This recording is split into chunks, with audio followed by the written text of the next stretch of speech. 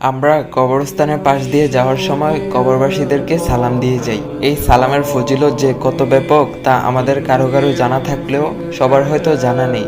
আসুন একটু জেনে নিই। আপনি রাস্তা দিয়ে একা বা কারোর সাথে কথা বলতে বলতে হাঁটতেছেন বা গাড়িতে চড়ে বাহিরের দৃশ্য দেখতে দেখতে যাচ্ছেন। হঠাৎ আপনার দৃষ্টি থেমে গেল রাস্তার পাশে কোনো এক কবর দেখে।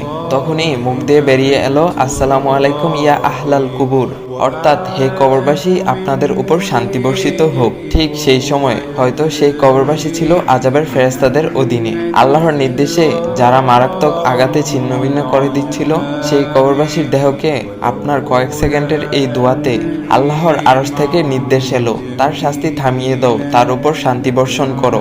সাথে সাথেই তার কবরের আযাব বন্ধ হয়েছে। কিছু সময়ের জন্য তার উপর শান্তি বর্ষিত হলো। প্রতিটি জীবকে মৃত্যুর স্বাদ গ্রহণ করতে হবে। তাই অনেক বছর পর আজ আপনিও এক অন্ধকার কবর